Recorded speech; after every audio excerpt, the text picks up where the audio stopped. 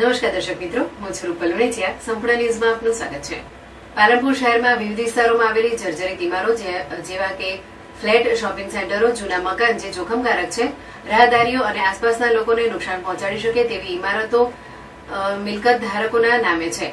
પાલિકાના મુખ્ય અધિકારી અને તેમની ટીમે 2 દિવસ અગાઉ વિવિધ વિસ્તારોમાં જૂના અને જર્જરિત મકાનોનું નિરીક્ષણ કરાયા બાદ કેટલાક જોખમી ભાગ ઉતારી દેવા માટે ડીપી શાખામાં સૂચના આપતા આ ટીમ રામજી મંદિરની સામેના ભાગે આવેલા જૂના મકાનો તેમજ વેરાઈ માતા મંદિર નજીક આવેલી ઇમારતો 3 દિવસમાં ઉતારી લેવાની નોટિસ ફટકારવાની શરૂઆત કરાઈ છે. પાલનપુરમાં અનેક વિસ્તારોમાં વર્ષોથી જર્જરિત મકાનો જોવા મળી રહ્યા છે, જેમાં કેટલાક મકાન માલિકો લગભગ 70 વર્ષથી ઉપરાંત ધંધાકીય રીતે સુરત, મુંબઈ, વિદેશમાં સ્થાયી થયા છે.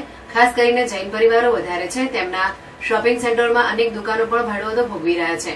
આવા વિસ્તારો ખોડાલીમડા, પથ્થર સડક, નાની બજાર એવા અનેક વિસ્તારો છે, જેમાં 2 દિવસ અગાઉ પાલિકાના ચીફ ઓફિસર તેમજ તેમની અન્ય સ્ટાફ શહેરના પથ્થર સડક વિસ્તારમાં જૂના બિલ્ડિંગોનું નિરીક્ષણ કર્યું હતું. ત્યારબાદ ડીપી શાખા રિપોર્ટ તૈયાર કરી નોટિસો આપવાનું જણાવતા જેમાં પાલિકાના નિકુલ ત્રિવેદી, પ્રકાશ મંડોરા, રામજી મંદિર સામે પથ્થર સડક, વેરાઈ માતા નજીક આસપાસ વિસ્તારમાં 3 થી વધુ બિલ્ડિંગોને નોટિસ ફટકારી હતી. હજી આ શહેરમાં 15 થી વધુ નોટિસો જર્જરિત ઇમારતો ઉતારવાની ઝુંબેશ ચાલુ છે તેવું આ ટીમે જણાવ્યું હતું.